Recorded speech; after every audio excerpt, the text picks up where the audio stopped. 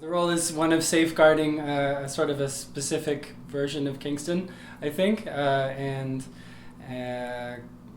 insofar as Kingstonians that are housed and Kingstonians that aren't really kind of facing issues of poverty and so on and so forth. I think in light of the police brutality movement and the death of George Floyd and Trayvon Martin and so many others at this point, the list grows with every passing day, that I think a serious reevaluation needs to be made in terms of the relationship that policing has to the community, both in Kingston and abroad, and there are already movements underway in Kingston for that.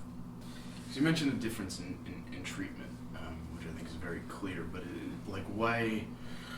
what defines that? Is it just that if you don't have a house, then you don't have the same rights as people? Is it a crime to be homeless in Kingston?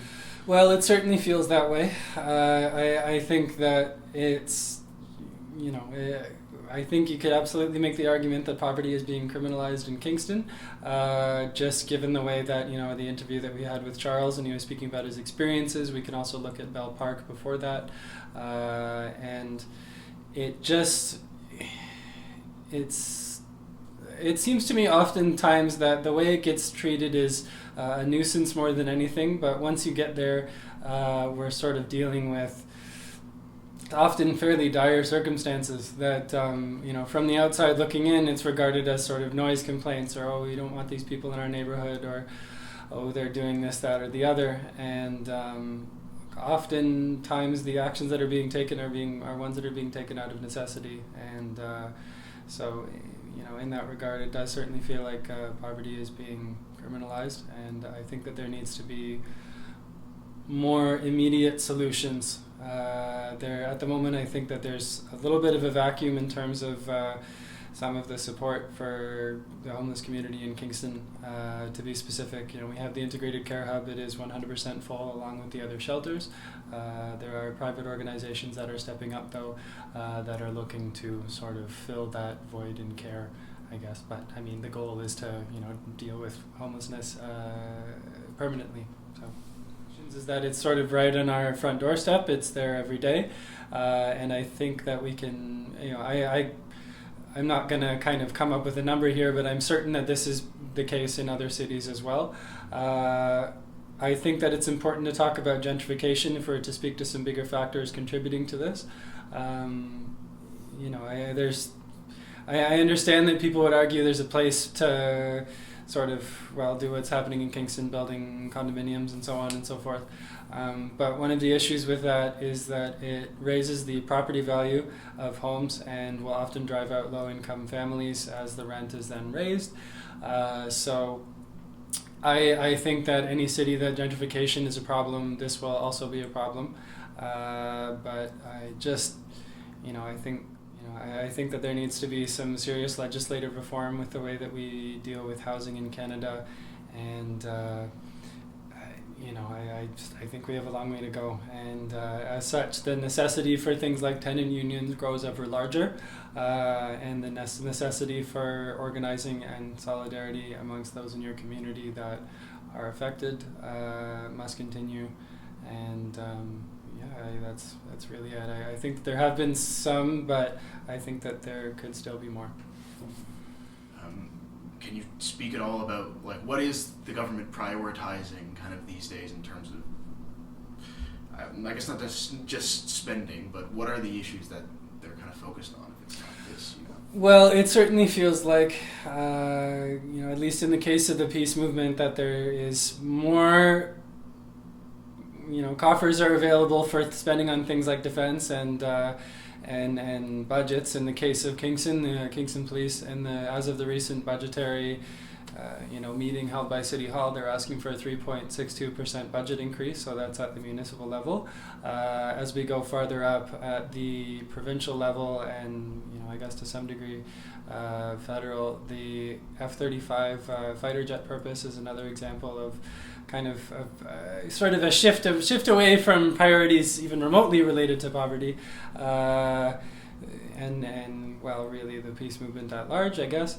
But I wouldn't say that it is at the top of the list at the moment. I believe that there were some fears of an election coming up, but I'm not entirely sure if an election would solve our problems that we're dealing with right now.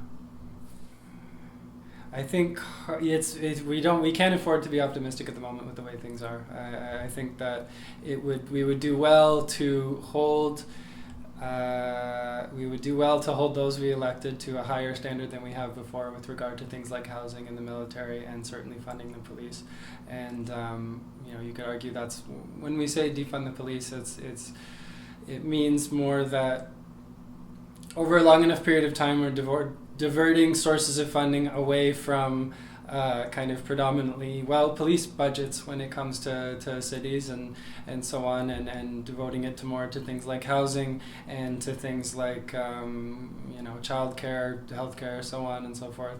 And frankly, I think the same argument could be made about the peace movement in terms of really calling for defunding military budgets and kind of applying the same principle, really. Like I don't think that it's more complicated than that. I think that you can apply the same principle there, and for that reason, they're fundamentally linked. The very first event the Kingston Peace Council had, we had a speaker there, Dan Kavalik, who I absolutely recommend checking out. He is a human rights lawyer and phenomenal anti-imperialist activist, and he spoke about the war happening in the civil war in Yemen and the Saudi-backed coalition there that has been enacting unfathomable suffering on the entire country, really. And when he spoke at this event, he said, he asked everybody, where do you think the most bloodletting is happening in the world right now? And people say, oh, Afghanistan or Iraq at the time or anything. And unfortunately not. It was in fact Yemen, and this has been going on since I was in my undergrad. I'm 27 years old, so it's, you do the math, really. And I think that that's an example of this money, for example, that's being spent on light assault vehicles, could be put somewhere else, put back into the community, put back into green jobs. Going back to the F-35 fighter jet deal here, this is an example of, it's actually been proven, I believe, by the Fraser Institute, had written a study saying that this money will always create more jobs when it goes back into the community, when it's invested back into the community. And not only that, I believe the Canadian government had issued a study regarding the whether or not there were human rights abuses involved with these light assault vehicles that were being sold to Saudi Arabia, who were then deploying them in Yemen. And they came back, shockingly enough, there were no abuses involving them or anything. But I mean, that's what a survey or a study conducted by the Canadian government will tell you. So I think, among other things, geared to income housing would be the best place for that. And I think rent controls and establishing, putting those things in place, having better frameworks of accountability when it comes to rental housing and so on. But at this point, I don't even know if that's possible. But geared to income housing would be the most immediate one.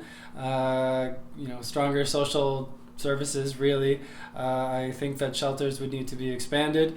I think that we need to have more transitional programs to integrate the homeless communities, right? To integrate them back into society, because that's where some of our friends are involved with that right now in the community, and it's a fairly daunting task. So those are some things that come to mind.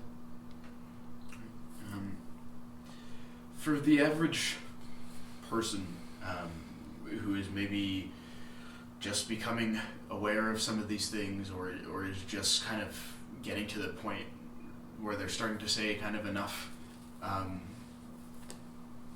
what can the average person do to actually start making a difference kind of in their community?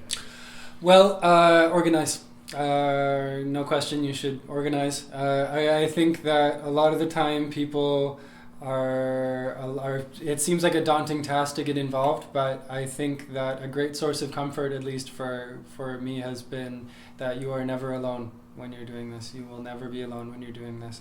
and be it, if the issues that you're facing are because you're a tenant, you can join a tenant union.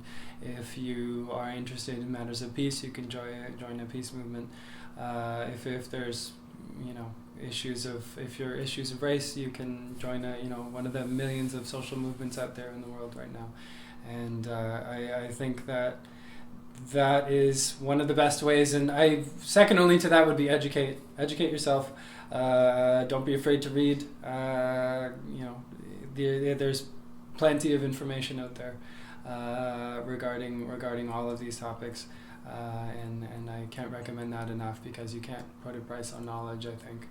And that's something that I will probably continue to stand by the rest of my life.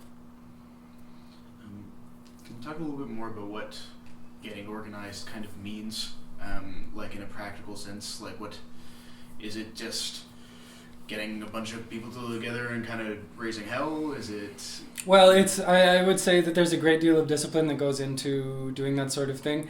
It's really kind of, organizing is it's work is what it is, really. It's a lot of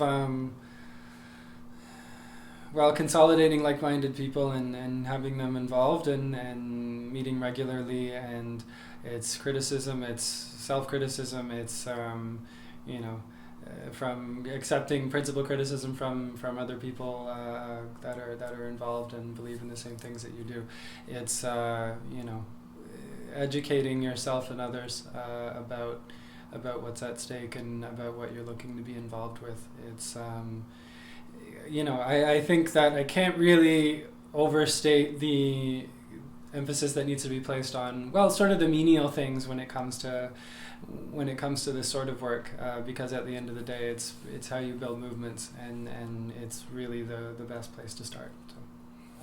In Kingston at the moment, there's about 50 homeless people still outside that are some of them we're trying to kind of transition them into housing and seek clothing and stuff and put them up in hotels and so on.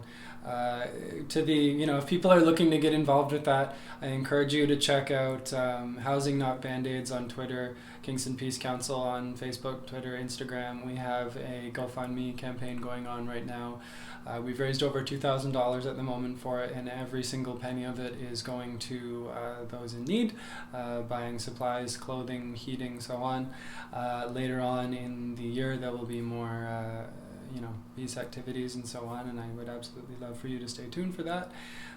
But I would say that's about it.